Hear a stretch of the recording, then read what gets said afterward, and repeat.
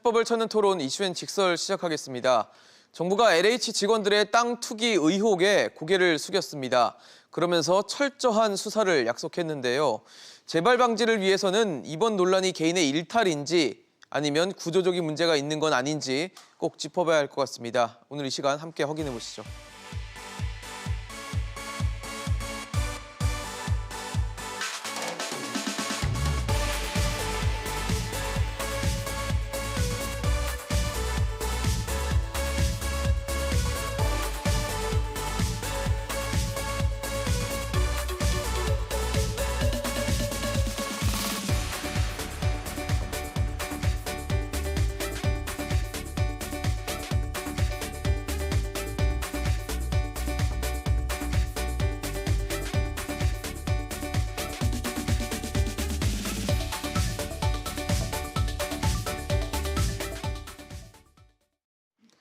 네, 오늘 본격적인 토론에 앞서 함께해 주실 세 분 소개하겠습니다. 한국건설산업연구원 두성규 선임연구위원, 경인여자대학교 경영학과 서진형 교수, 경실련 부동산건설개혁본부 김성달 국장 나오셨습니다. 어서 오십시오. 네. 안녕하세요. 네. 안녕하십니까.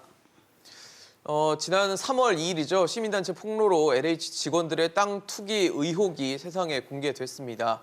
그런데 경찰의 압수수색이 이루어진 거는 한 일주일 정도 지나서인데 그러다 보니까 수사가 좀 더 빠르게 진행됐어야 하는 건 아니냐. 그 시간 동안 뭐 증거를 인멸하거나 이러진 않았겠냐라는 의혹과 걱정들을 하거든요. 어떻게 보십니까?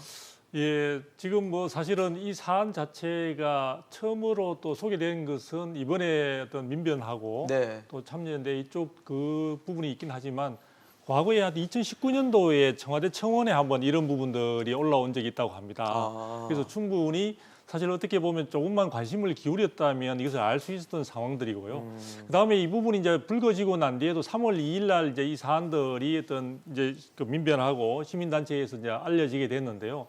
문제는 이 부분과 관련되는 자료를 확보할 수 있는 어떤 압수수색이나 이런 부분들이 생각보다 굉장히 늦어졌습니다. 네. 물론 그 늦어진 데는 조사를 담당하거나 수사를 담당하는 쪽에서의 어떤 불찰도 있을 수 있겠지만 결과적으로 보면 이 사안 자체가 영장 부분이 들어가는 게 이제 토요일 날 오후에 들어가게 되고 이런 부분들이 이제 결국은 휴일을 거치면서 실질적으로 상당히 늦어지게 됐는데요. 저는 그 과정에서 사실은 일반적인 압수수색 절차 영장이 발부되는 절차상의 문제로 볼 수도 있지만 그만큼 그 관련되는 수사 당국이라든지 정부라든지 조사 당국의 어떤 인식 자체가 이 문제의 심각성을 제대로 생각을 못 하고 있지 않느냐 이런 생각이 들고요. 그 다음에 이 부분이 이제 사안들이 밝혀지면서 지금 매일매일 새로운 소식들이 들어오고 있습니다. 예. 말 그대로 제가 이런 말을 쓰고 싶은데요. 이번 사안은 말 그대로 양파와 비슷하다는 생각이 듭니다. 까도 지금 그 속을 지금 모를 정도로 네. 나오고 있는 상황들이기 때문에 앞으로 정부나 또 조사단이나 뭐 이런 쪽에서 어떤 결과를 갖다가 내놓겠지만 저는 너무 좀 성급한 판단인지는 모르겠지만 지금 현재 국민들이 가지고 있는 상실감이나 분노 이런 부분들을 충족시켜줄 만한 알찬 결과를 내놓기는 쉽지 않아 보입니다.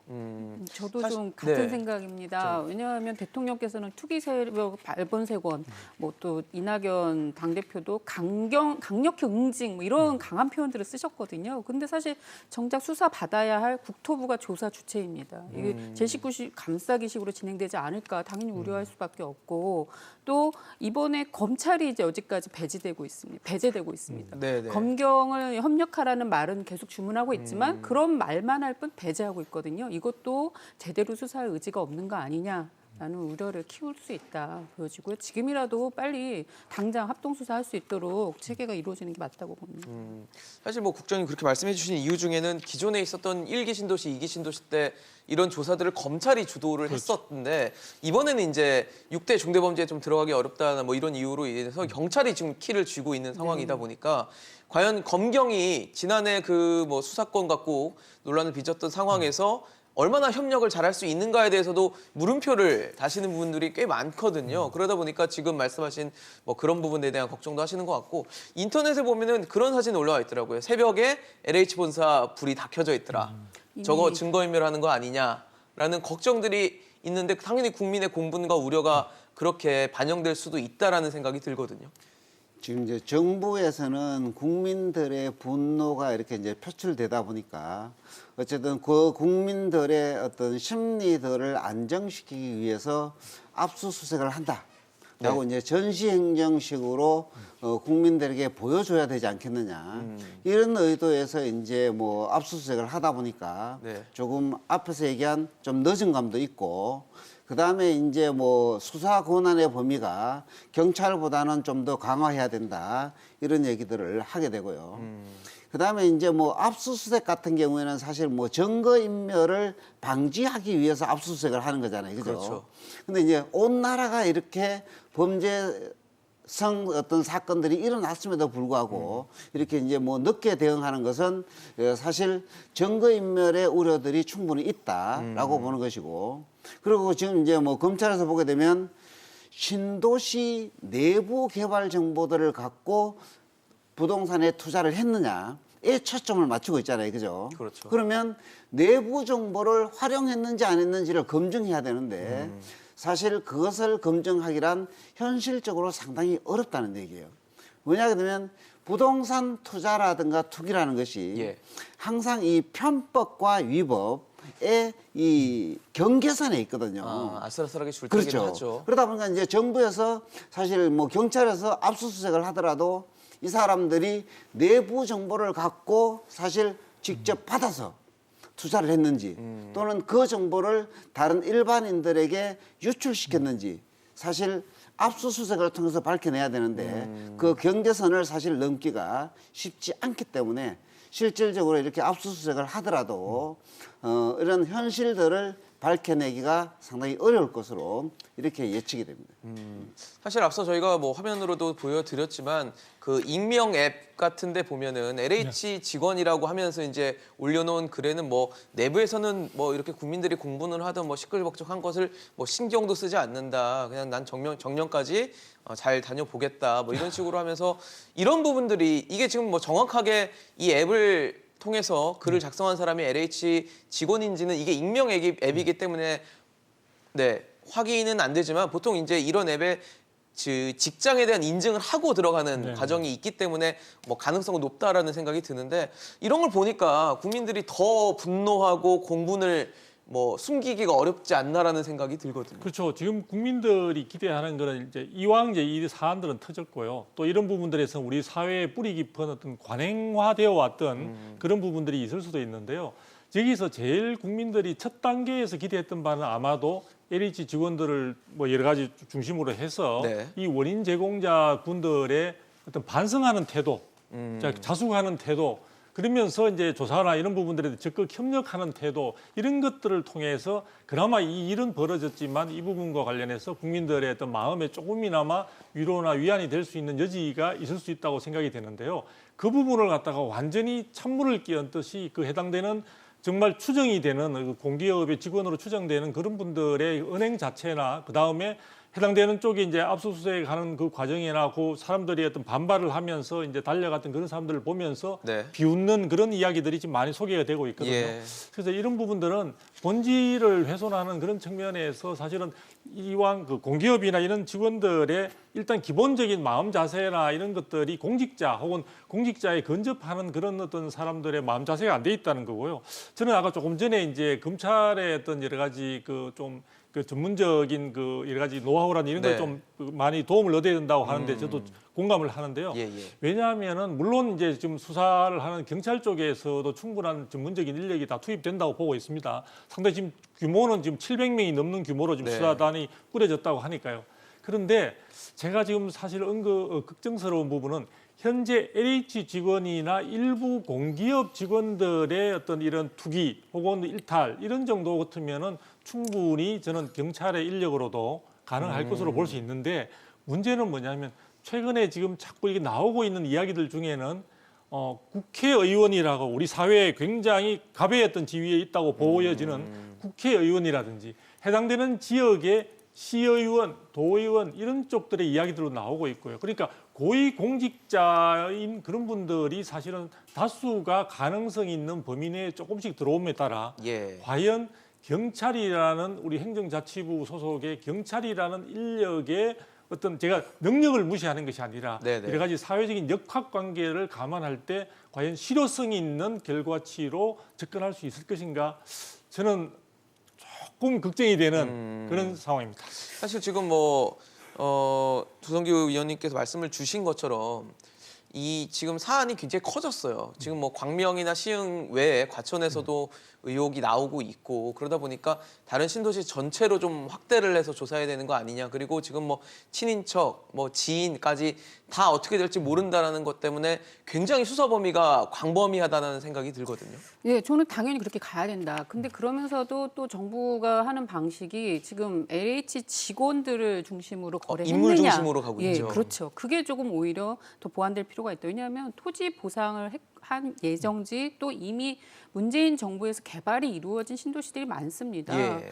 과천, 위례, 수서 등 그렇죠. 여기서 이미 보상 받은 사람들의 거래 내역을 봐야 되는데 그렇게 하지 않으면 그리고 개인들에게 개인 정보에 대한 활용 동의서를 받아야지만 또 그렇죠. 가능하다는 거거든요. 근데 이번에 LH 직원들이나 국토부 직원들도 거부한 분이 계신데 네네. 본인이 거부한 상황에서 주변 가족분들까지 이거를 강범하게 조사할 수 있겠나라는 부분에서는 쉽지 않을 것으로 저는 보여집니다. 그렇겠죠. 따라서 그렇게 가는 것보단 거래 내역 땅 중심으로 가야 되는 것이 맞고 또 하나는 이 부분에 관련된 분들이 공기업과 국토부나 이런 부처 직원 외에 더 많이 벌어지는데 저는 이 신도시 사업에 관련해서 참여하는 연구 용역에 관여하는 민간업자분들도 계시고 전문가분들도 계십니다. 여기에 국회의원 되게 광범위하게 이 조사에 참여해야 된다, 포함시켜야 된다, 조사 대상에 이렇게 보는 거죠. 그러니까 사실 이런 정보가 3기 신도시라면 발표가 되기 전에 그 내부 정보로만 있을 때 관여했던 모든 사람들은 다 조사 대상이 돼야 된다 말씀이신 대상이 거죠? 되어야 된다고 봅니다.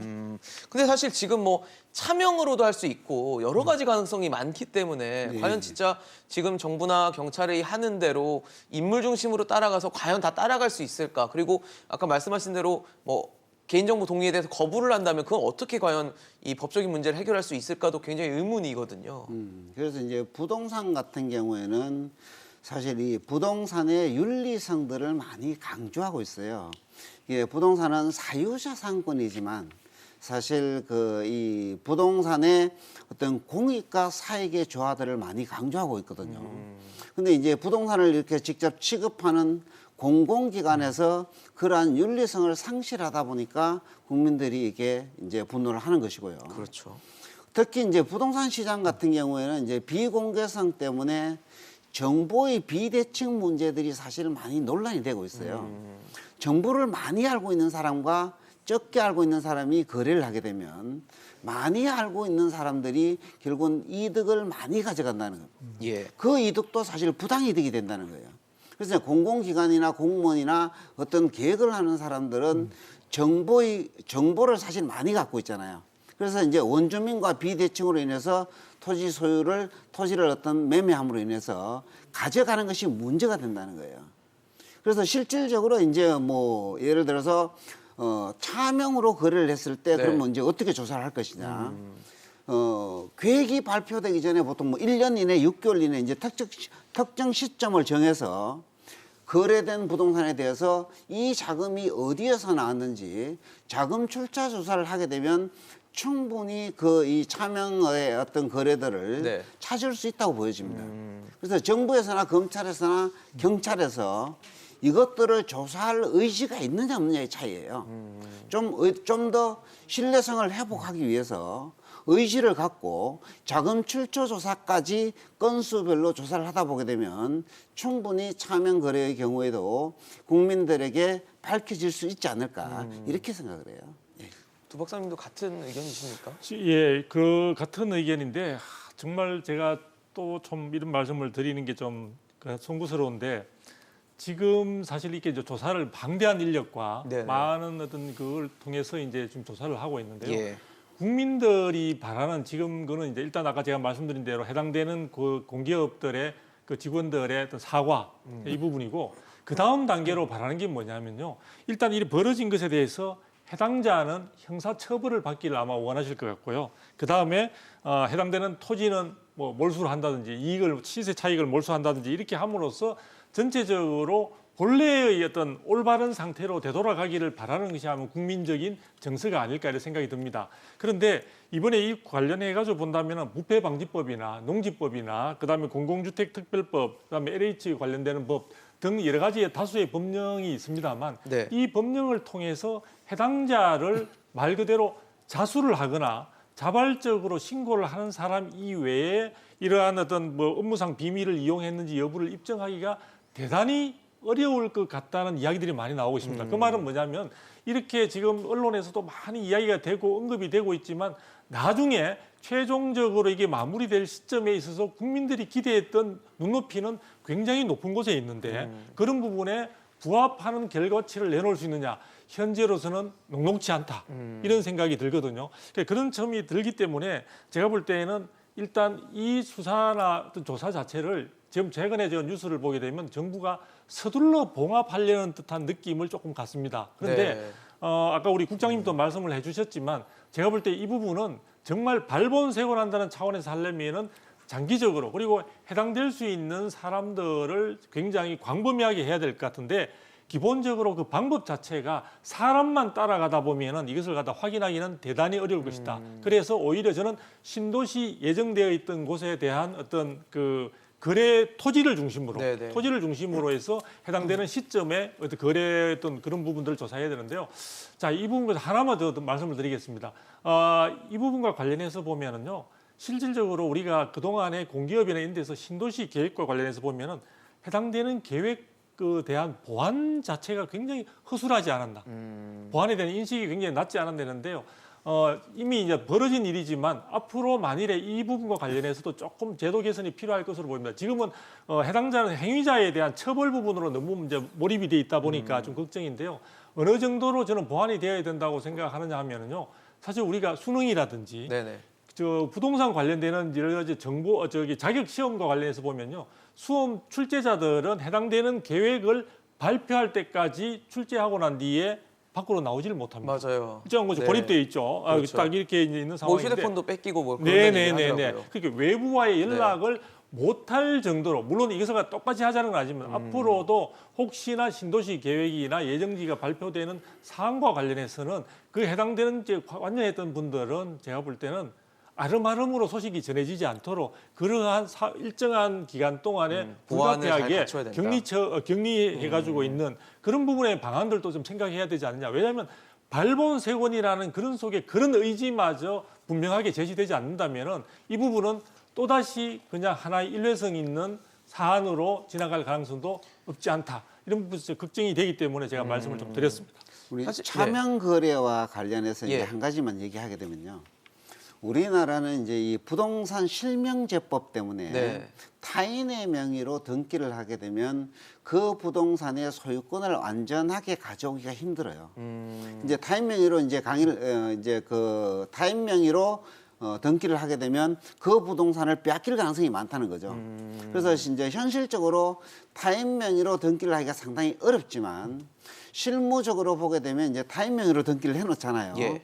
그럼 그 타인 명의의 다른 부동산에 네. 명의를 이제 이게 명의 신탁을 해서 등기를 한 사람이 네.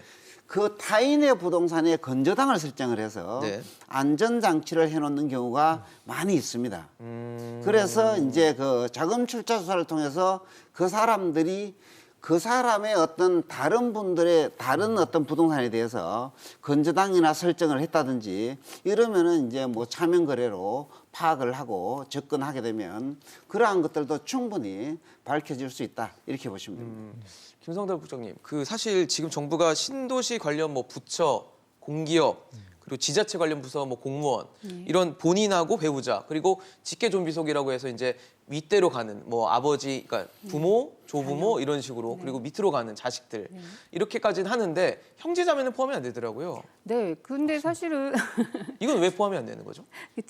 지금 공직자윤리법에 따라도 직계 가족 중심으로 공개가 되는데 네네. 직계 가족에 대한 범위를 법적으로는 형제자매는 포함하고 있지 않은 것 같습니다. 그래서 근데 재산 이걸 공개 알고 때도 있었다면 형제 자매에게도 할 수 있었을 거 그렇죠. 아니에요. 저희는 그래서 이렇게 아까도 말씀드렸지만 사람 중심으로 다 동의서 받아서 하는 것이 아니라 토지 보상을 받은 사람들에게 뭔가 불법적이거나 차명이 의심되는 사람들을 중심으로 따라가야지만 연결고리를 찾을 수 있다라고 그렇네요. 보여지거든요.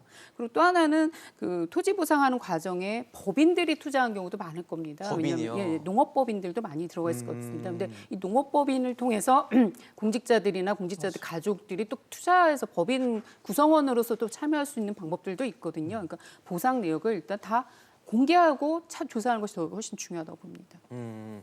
사실 뭐 형제 자매가 이런 알짜 정보라고 하면서 들었는데 투자를 안 한다는 것도 참 유혹을 받기는 굉장히 쉬울 것 같다는 생각이 그렇죠. 들거든요. 제가 이제 이를 보게 되면요.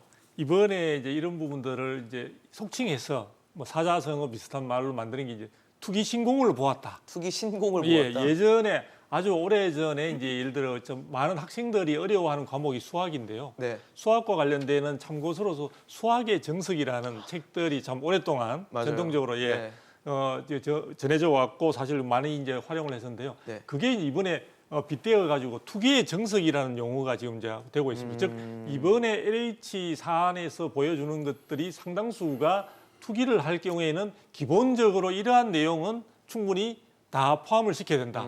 그 중에 이제 나와 있는 것들이 보면 이제 뭐 묘목을 심더라도 지작물 보상을 받기 위해서 묘목을 심더라도 그냥 아무 수종이나 하는 것이 아니라 네. 굉장히 짧은 기간에 빨리 이제 자라다 함으로써 보상의 최대치를 갖다 확보할 수 있는 용버들 혹은 왕버들이라고 하는 수종을 주로 뭐 네. 해라 이런 이야기들이 있고요. 그 다음에 맹지 함부로 소홀하게 다루지 마라. 맹지라는 것은 사실은 토지 같은 경우에 있어서 개발 계획이 없다면은 아무짝에도 쓸모없는 것으로 버려지다시피 하는 네. 것이고요. 개발을 하더라도 이웃 어떤 도로로의 접근 가능성이 없기 때문에 사실은 이용을 할 수가 없는 어떤 토지인데 맹지도 신도시 개발 계획에만 들어가면은 숨어 있는 보석이 된다. 뭐 이런 이야기들이 나오고 있고요. 그다음에 뭐 쪼개기, 알박기, 그다음에 뭐 대토보상, 영농계획서 그리고 이런 이야기를 하다 보면요.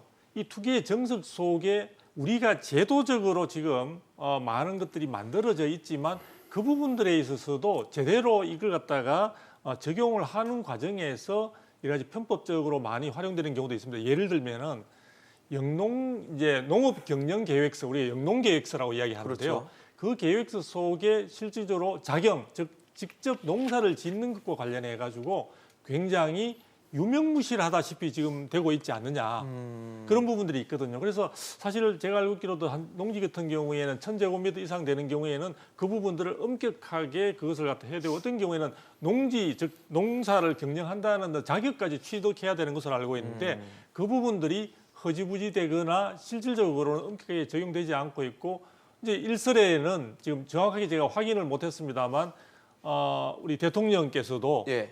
지금 양산에 있는 여러 가지 나중에 이제 들어가실 사저와 네. 관련해서 퇴직 후에. 영농 경력을 11년으로 기재를 하셨다고 되어 있습니다. 소식으로 알려져 있고요. 또 영부인께서도 굉장히 먼 거리 아닙니까? 사실 서울에서. 근데도 이제 주말 혹은 뭐 여러 시간을 내서 그걸 갖다 농사를 지으셨다고 하는데요. 제 가까운 친지 중에도 여기 서울 인근에 지금 어떤 농토를 가지고 지금 농사를 가끔은 주말식으로 하고 있는데 실제 농사를 짓다 보면요. 이게 주말에 가는 정도로 되지가 않습니다. 농사라는 것이 우리가 일반적으로 하다 안 되면 뭐 땅을 사서 농사를 짓는다는데 농사라는 것이요. 농자 천하지 대본냐라는 이야기도 있듯이 굉장히 어렵고 맞아요. 많은 시간과 노력과 관심을 기울여야 되는 부분들인데 맞습니다. 그런 부분들이 제대로 안 되다 보니까 그것이 우리 투기의 정석 속에 하나의 표본 어떤 그 케이스로서 많이 활용되고 있다는 점 이런 부분들을 우리가 방치한 내온 상태에서 이번에 이런 사안이 터졌다고 해서 해당자나 행위자 부분만 자꾸 집중해서 우리가 비난을 하는 것은 근본적인 어떤 대책이나 이런 부분에 대한 되지 제도 못할 개선으로 것이다. 이어지기가 쉽지 않은 것이 될 수 있기 때문에 우리 주변에 제도로 되어 있지만 제대로 이 법망을 피해가거나 이런 것들이 생기지 않는 제대로 지금 시행되고 있는지도 한번 눈여겨봐야 될 것 같습니다. 그럼 사실 제도적인 말씀을 해주셨는데 제도를 보니까 저는 이걸 시세 차익을 얻으려고 했다라는 굉장히 단순한 수익을 볼 것이다. 뭐 그걸 봤는데 그게 아니라 뭐 대토보상 이런 것도 있더라고요. 그래서 대토보상제를 좀 설명을 좀 해주시면 좋을 것 같아요, 교수님. 네. 대토보상은 이제 말 그대로 쉽게 설명을 하게 되면 네, 신도시 개발 지역에 토지를 갖고 있는데 네네. 나중에 이제 신도시로 택지 정리가 되었을 때 그 대상 토지를 다시 이제 받는 것을 대토보상이라고 얘기를 하는데 그 땅의 소유주한테 예, 예, 그렇죠. 다른 땅을 주는 거네요. 예, 예. 이제 택지 개발이 이루어진 토지를 이제 나눠주는 거죠, 다시. 네네. 이제 기존의 토지를 감정평가해서 감정평가한 금액만큼 플러스 마이너스를 해서 이제 뭐 신도시들로 어떤 택지 개발을 하게 되면 네. 아파트 용지도 있지만 단독주택 용지도 있거든요. 그렇겠죠. 그래서 이제 단독주택 용지를 이제 대신 우리가 이제 분양받을 수 있는 자격을 주는 겁니다. 그러다 보니까 이제 새롭게 그 신도시 지역에 투자를 하는 사람이나 원주민이 아니면 대토 제도가 어떤 조건에서 대토가 이루어지고 그다음에 이제 대토를 받으려고 하면 어떻게 해야 되는지 예. 이런 제도나 이런 것들을 사실 잘 몰라요. 그렇죠. 그런데 이제 직접 보상 업무를 담당하는 LH 직원이나 원주민들의 경우에는 뭐 대토를 어떻게 받을 것인지 제도를 파악을 해서 이제 공부를 연구를 할 거 아니에요, 그죠? 그렇겠죠. 그것들을 우리가 활용을 함으로 인해서 부당 이득들을 가져가는 것이 문제이기 때문에 지금 우리가 이제 뭐 예전에는 대토의 경우에 1000제곱미터 이상이 되었을 때 단독주택 용지를 네. 우리가 이제 분양 자격을 줬는데 우리가 이제 뭐 이 400제곱미터 이하로 조건들을 완화하는 것으로 이제 입법 예고를 하거나 네네. 어떤 그 사전에 이제 의견 수렴을 하기 위해서 논의를 했을 거 아니에요. 그렇겠죠. 근데 일반인들은 그렇게 제도가 변경될 것인지 예측을 하거나 또는 입법 예고가 된 내용들을 사실 잘 모르거든요. 제도 자체를 모르시는 분들도 많을 겁니다, 사실. 그런데 이제 그 업무를 담당하는 사람은 이렇게 변경될 것이다라고 이제 예측을 하는 거잖아요. 그래서 지금 이 투자의 신공들이 결국은 지분 쪽 얘기를 하는 거예요. 그래서 땅을 뭐, 쪼개는 예. 거죠. 근데 이 그럼- 대토가 예, 죄송합니다. 예, 예. 대토가 사실 1기, 2기 신도시에서는 대토 제도가 거의 이루어지지 않았습니다. 현금이 보상으로 네네. 돼 있었거든요. 그러니까요. 현금을 주는 거였다고 알고 있었거든요. 감정해서 토지주들한테 현금 보상을 원칙으로 해왔는데 네네. 대토 보상제도 문재인 정부가 지금 되게 대대적으로 추진하겠다는 입장 여러 차례 강조하면서 명분은 이것이 현금이 시장에 나갔을 때 투기적 자금으로 활용될 것이라고 우려했지만 결과적으로는 교수님도 말씀하셨지만 토지주들이나 이걸 또 투기 세력들한테는 더 큰 이득을 안겨주는 하나의 수단에 불과했다라는 거거든요. 신도시 땅 이번에 LH 직원들도 평당 100만 원 정도에 매입했다고 합니다. 근데 예. 사실 분양되고 이주자 택지나 협의양도인 택지로 단독주택지 받거나 하면 그 땅의 가치는 10배 이상 오를 겁니다. 그러겠죠. 그 상의 상당한 투기적 이익을 결국은 주겠다고 하니까 이걸 노리고 투기 세력들이나 공직자들이 누구보다 잘 알고 있겠죠. 이런 제도의 맹점이나 그러니까 더 이걸 부추겨 왔다라는 생각이 듭니다. 이게 근데 신도시 네. 특별 공급을 그렇죠. 100% 받게 할 수도 있는 거예요. 네, 그러니까 이게 이제 투기 신공에 나오는 이야기입니다. 네. 사실은 대토 보상을 아까 앞에서도 잘 우리 국장님 말씀해 주셨는데요. 대토 보상이란 제도 자체가 본격화된 것은 2007년도부터고요. 예. 사실 이제 그 부분이 도입된 것은 당연히 이제 사실은 일정한 어떤 용지나 이런 부분들을 갖다 수용하게 될 경우에는 이제 현금으로 보통 다 주게 되는데 그 부분이 이제 현금이 시중에 풀리면서 부동산 시장을 교란시킨다라는 어떤 사회적인 여러 가지 문제 지적이 많이 있다 보니까 이것을 갖다가 현금으로 주지 않고 채권으로 주거나 혹은 이제 일정한 부분의 인근에 대신해서 주는 토지로서 보상한다. 이래서 네. 대토 보상이라는 이야기가 나오고 있거든요. 네. 자, 문제는 뭐냐면요. 이 대토 보상 제도가 사실은 본래는 그렇게 이게 해당되는 토지 소유주들은 원하는 어떤 그런 방식은 아니었습니다. 현금 주는 게 제일 좋고 네네. 부동산 시장이 화랑세일 경우에는 그런데 이제 어쩔 수 없는 경우에는 사실 인근에 예를 들어 뭐 농지 같은 경우에는 사실 주변에 농지로 줄 경우에 그 농지 간에 있어서 산출 가능성이 있는 어떤 여러 가지 땅으로서의 굉장히 땅 그 질이 좋으냐 하는 부분은 또 논란이 있을 수 있다 보니까 네. 그런 부분에서 대토 보상이 그렇게 환영되는 것은 아니었는데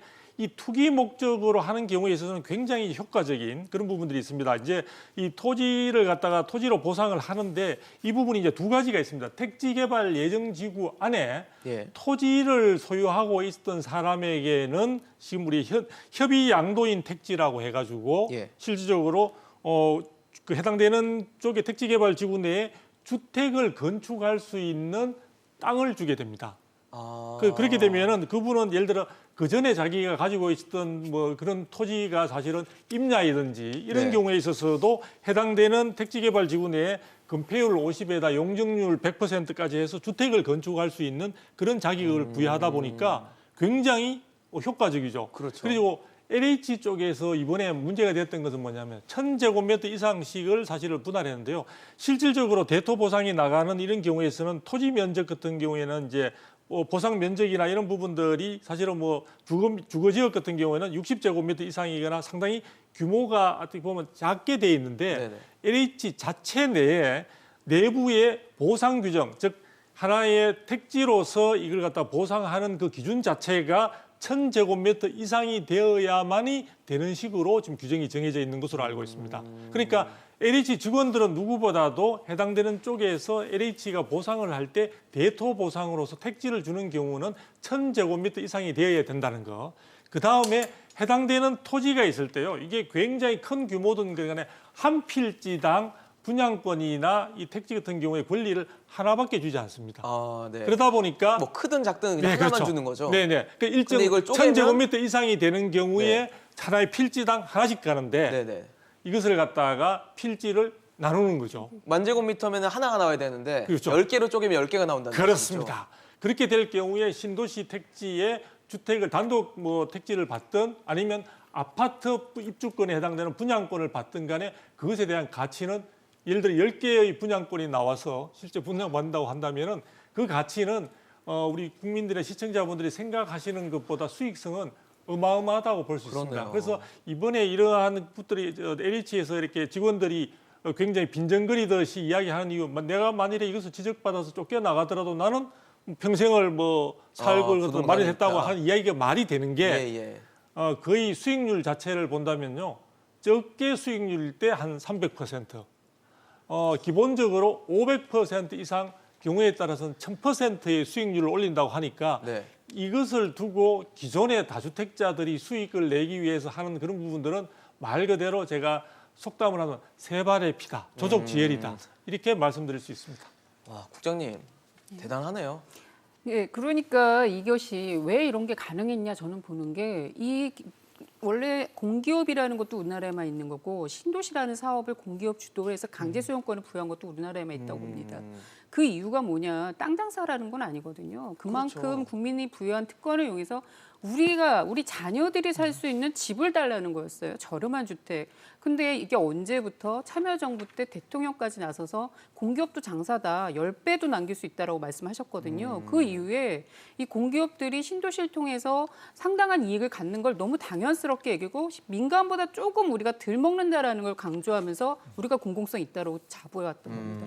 그러한 사업들을 추진해 온 결과 그 안에 공직자들은 당연히 누가 보더라도 이건 돈 되는 사업인데 네. 여기서 우리가 못하는 게 바보 아니야? 이걸 하는 것이 뭐가 문제야? 당연히 이 부분에서 해이질 수밖에 없지 않았나 생각이 드는 거죠. 네. 이러다 보니까 LH를 해체해야 된다. 없애야 된다. 예. 이런 얘기가 나오는 네. 것 같거든요. 자신들만의 고급 정보, 알고 있는 지식을 이용해서 지금 굉장히 악용한 사례가 되고 있는 거잖아요. 그래서 이제 정부의 비대칭 문제를 아까 얘기를 했잖아요. 예, 이제 LH 직원들은 이제 정보들을 많이 갖고 있는데 사실 이제 뭐 국가들이 사실 현대 국가들은 정부의 기능이나 역할들을 축소하는 방향으로 가고 있어요. 네. 근데 지금 우리나라는 LH가 사실 이 조직이 너무 비대하고 또 이제 그 예산 자체가 이제 이 방대하다 보니까 이 부동산에 관련된 정보들을 다 이제 독점하는 형태로 사실 가고 있거든요. 그래서 LH라는 조직을 좀 더 설림화시켜서 예산들이 좀 이제 효율적으로 좀 집행될 수 있도록 사업들을 좀 분할해서 나누는 것도 하나의 방안이다. 너무 LH에게 예, 그렇죠. 무거운 짐을 지어주고 무거운 권한을 줄 필요 없다는 시행도 말씀이시죠? 하고 관리도 하고 이러다 보니까 예를 들어서 뭐 임대주택 같은 거 관리하잖아요, 그죠? 네네네. 그래서 이제 관리하는 기능을 분산시켜서 좀 이제 조직을 축소시키고 가볍게 만들자. 그다음에 이제 그 이 공공에서 개발을 주도하는 것은 사실 7, 80년대 우리나라가 이제 고도 성장을 달릴 때 사실 좀 시기적으로 좀 급할 때 네. 이때 활용하는 기법이고 지금은 우리나라 이제 이 국토가 어느 정도 이제 개발이 되어서 안정 단계에 접어들었기 때문에 이제 민간 위주로 좀 이제 개발을 할 수 있도록 방향을 좀 트는 것도 하나의 방안이지 않느냐. 우린 아니잖아요. 왜냐하게 되면 공공에서는 그린벨트로 묶인 땅을 싸게 수용을 해서 결국 이제 뭐 이 일반 공공이라는 이유를 들어서 소비자들에게 이제 이 택지를 공급하거나 네. 아파트 공급 사업을 하는 거잖아요, 그죠? 네. 그러다 보니까 이제 원주민들의 불만 또는 반대, 보상에 대한 어떤 불만들이 표출되는 거거든요. 네, 네. 그러면 이제 민간 업체에서 개발을 하게 되면 원소유자와 어느 정도 협의 매수를 할 거 아닙니까, 그죠? 그러다 보게 되면 원주민의 어떤 불만이라든가 예. 이런 것들을 충분히 축소시킬 수 있기 때문에 공공은 주로 이제 역할을 최소한으로 좀 줄이고 민간의 어떤 역할들을 좀 강조하는 어떤 투트랙 전략으로 이 국토가 개발될 때 좀 더 낫지 않겠느냐라는 생각도 한번 해보게 됩니다. 그 저는 이제 좀 말씀을 조금 덧붙여서 이야기하면 예. 지금 기본적으로 LH는 체질 개선이 필요한 시점으로 보입니다. 사실은 늦었죠 좀. 많이 네. 늦었죠. 네. 늦었고 아까 이제 우리 서 교수님 말씀하시는 것 중에 일부 이제 그 LH에서 여러 가지 공공주택을 갖다가 이제 분양을 했을 때 그쪽의 관리는 지금 주택관리공단이라고 해서 사실은 이제 LH 쪽에서 분사한 직원들로 초기에 구성이 되었던 쪽에서 이제 담당을 하고 네. 있습니다. 관리를 하고 있는데 저는 이번에 LH에 대한 여러 가지 사회적인 그런 정말 이 LH를 없애라라는 이야기까지 나오는 이유는요. 안타깝게도 이 사안이 터졌을 때 해당되는 직원들의 그 태도뿐만 아니라 지금 그 당시에 지금 우리가 재직을 한 것으로 보여지는 사장으로 재직한 것으로 보이는 현 그 국토부 장관인 변창흠 장관의 처신이라든지 또는 응급이라든지 그런 부분들이 한두 번이 아니고 또 국회에서 여러 가지 이제 많은 그 대정부 질문에 가까운 그런 부분들에 대한 답변하는 과정에서도 사실은 국민들의 정서, 눈높이와는 굉장히 다른 모습 그리고 정말 LH가 저렇게 문제의 심각성을 안고 있다고 생각을 하는데 정작 그것을 갖다 사장을 지냈던 사람의 어떤 표현상으로는 이해가 안 되는 아마 직원들의 일부가 이탈한 것으로 보입니다. 네. 혹은 이게 그냥 주택을 토지를 이제 구입을 해놨는데 나중에 신도시 계획이 발표됐다. 이런 부분은 대단히 좀 문제가 있는 것 같고요. 네. 그다음에 청렴도 부분은 제가 재직 중에 굉장히 강조를 많이 했습니다. 그러니까 제가 정신교육을 많이 시켰다는 얘기죠. 그런데 지금 통계 자료를 보게 되면 그 재직 중에 제일 많이 했을 그 현재 국토부 장관이 LH 사장 재직 시절에 많은 여러 가지 부조리하거나 비리 부분 직원들의 그런 문제가 가장 많이 발생한 것으로 통계가 지금 나와 있습니다. 네네. 그러다 보니까 말과 행동 그리고 지금 이 사안을 처리하는 과정에서 보인 LH 변창흠 장관의 모습이 지금 굉장히 지금 정부로서도 상당히 이제 부담이 될 수밖에 없는 상황인데요. 일단 국민들의 속을 그러니까 상처난 곳에 소금 뿌리듯이 정말 불난 곳에 부채질한다 뭐 등등의 굉장히 많은 사람들의 분노를 계속해서 자극시키고 자아내는 처신을 본인의 어떤 진정한 의사는 아니겠지만 어쨌든 결과적으로 그렇게 됐기 때문에 제가 볼 때는 이런 정도로 한두 가지의 직원들 해당되는 직원들의 처벌이나 징계 문제로 될 문제가 아니라 LH라는 어떤 이 조직 자체를 근본적으로 새롭게 재정립을 해야 되는 그런 어떤 상황이 아닌가 그런 여론이 지금 조금씩 나오고 있는 것 같습니다. 모르고 투자했을 거라는 게 진심이냐? 내가 아는 바로는 그렇다. 모르고 투자한 사람들이 100억이라는 거액을 투자를 했을까요? 아니면 뭐 묘목을 미리 심는 그런 행위를 했을까? 농지법을 이용했을까? 이런 국민들의 의구심이 굉장히 많은데 지금 변창흠 장관은 과거에 있었던 자기 식구, 제 식구 감싸기를 하다 보니까 거기서 또 국민들이 공분을 하고 그러다 보니까 이제 LH를 해체론을 넘어서 변창흠 장관 경질론까지도 나오는 거거든요. 근데 여당과 청와대에서는 지금 변창흠 장관 경질론에 대해서는 전혀 고려하지 않고 있는 분위기입니다. 저는 결정을 해야 된다라고 봅니다. 저희는 이 인사청문회에서도 변 장관에 대한 부적절한 발언들이 있었습니다. 예. 노동자나 여성에 대한 부적절한 발언 사과도 때문에 했고요. 자질 논란이 있었고 지금도 마찬가지입니다. 투기를 감싸주는 듯한 발언 또 더군다나 그 직원들이 본인이 사장 시절에 했었던 직원이기 때문에 네. 직무유기에 대한 문제까지 드러났을 겁니다. 그리고 또 하나는 집값을 잡지 못하고 있습니다. 지금의 이 투기 주장책을 계속 추진하면서 집값을 잡겠다고 호언장담했지만 결과적으로 본 것처럼 집값 잡는 게 아니라 투기만 부추기는 직원들한테 투기만 부추긴 꼴이 돼버린 이 결과에 대해서 누군가는 당연히 책임을 져야 한다. 네. 변장금이 스스로 책임을 져야 하고 아니면 청와대 차원에서도 이 부분에 대해서는 경질 등을 검토하는 것이 맞다라고 보여지는 거고요. 네. 공기업 해체에 대해서는 당연히 경실련 참여정부에서부터 이 부분에 얘기를 했었거든요. 근데 그 당시에 토주공 통합을 통해서 우리가 주거복지 기관으로 거듭나겠다라고 천명하고 지금 온 현실이 맞아요. 이 복지에 모양이라는 신경을 겁니다. 쓰겠다는 그래서 거였죠. 지금 해체를 해도 국민들이 당연하다고 느낄 수밖에 없는 게 공기업이 LH가 존재함으로 인해서 자꾸만 이들에게 일감을 물려주기 위한 또 다른 대규모 개발이 나오는 거 아닌가라는 의구심까지 들 수 있는 상황입니다. 그리고 공기업이 존재하는데 공공주택이 늘지 않고 있습니다. 왜냐하면 투기하기 위해서 다 팔고 있거든요. 그리고 이러한 중앙정부 중심의 공기업이 지금은 필요한가? 근본적인 검토가 필요하고 이미 지방정부도 다 자체적인 공기업이 있기 때문에 중앙정부 중심의 공기업에 대해서는 아주 뭐 엄청난 쇄신 방안이 나오지 않는 한 이 존재에 대해서는 국민들이 계속 비판할 수밖에 없을 것이다라고 봐야죠.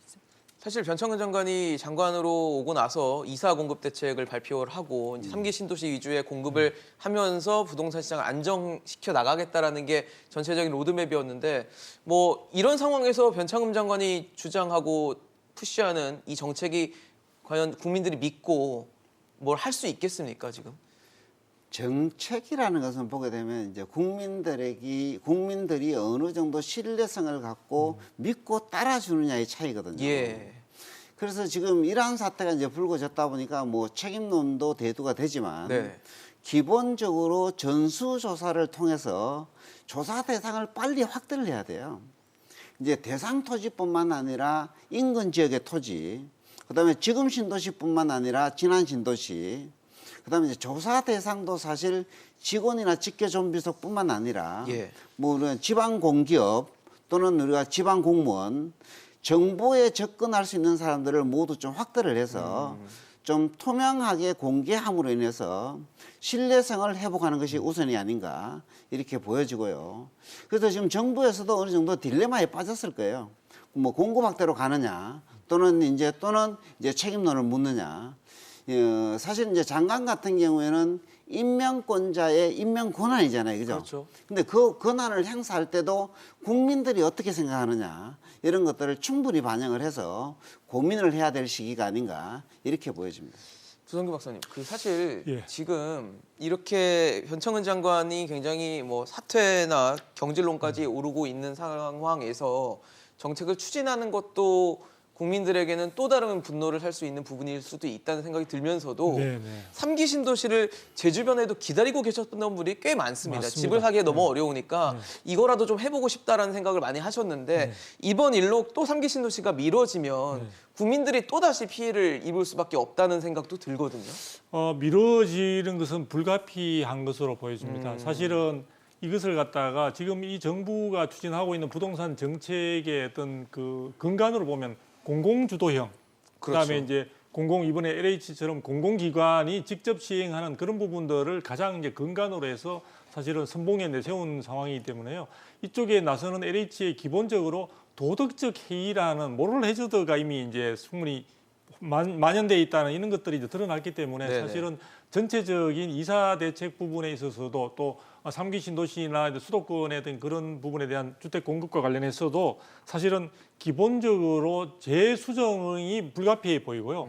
그리고 사실 어떻게 보면 이사 대책이나 이런 3기 신도시 개발 계획 자체가 이 정부가 충분히 마무리까지 할 수 있는 상황은 아니었습니다. 예, 앞으로 여러 가지 시장 상황에서 어떤 많은 사람들에게 주거에 대한 희망과 그런 그 미래를 갖다가 주기 위해서 어떻게 보면은 이런 식으로 도시를 개발하겠습니다. 우리는 기본적으로 기본 밑작업, 기초 작업을 하는 쪽으로 이제 이야기하는데 현재의 정부에서 여러 가지 조사하는 과정에서도 그렇고 그러한 밑작업의 가장 토대가 되는 어떤 신뢰성 네. 그런 부분들이 지금 손상이 된 상태이기 때문에 일단 이 부분이 제대로 만약 수습이 되지 못하고 한다면은 또 서둘러 미봉책으로 해서 그냥 급하게 그냥 지나가게 네. 된다면은 앞으로 추진하는 과정에 있어서도 국민들이나 해당되는 지역에 관심을 갖고 있는 분들이 내 집 마련의 꿈은 가지고 있으면서도 혹시나 중간에 잘못되지 않을까라는 의구심을 걱정이 가지는 되죠. 그렇죠. 예. 그렇게 된다면은 결국은 국민의 참여와 관심과 지지가 없는 부동산 대책이나 부동산 정책은 그 생명력을 유지하기가 저는 대단히 힘들다고 봅니다. 그래서 그런 측면에서 이번에 이런 부분들에서 조금의 차질이 있는 일정 부분의 차질이 있는 부분을 너무 두려워할 것이 아니라 네네. 기본적으로 탄탄한 반석 위에서 이 부동산 대책이 서민들에게 또 무주택자들이나 실소유자들에게 꿈이 될 수 있는 그런 방향으로 다시 사실 기초 작업부터 새로 시작하는 것이 오히려 저는 바람직하지 않을까 이런 생각을 가집니다. 알겠습니다. 뭐 LH 일부 직원들의 일탈이라고 치부하기에는 이제 범국민적인 문제가 됐고 국민들이 또 다른 피해를 입을 수도 있는 그런 걱정이 되는 사안이 됐습니다. 투명하게 털고 가야 됩니다. 이 문제 확실하게 털고 3기 신도시라든지 공급 대책을 추진할 수 있는 정부의 모습을 보여주기를 기대해 보겠습니다. 오늘 두성규 의원, 서진형 교수, 김성달 국장과 함께했습니다. 이슈 인젝션 오늘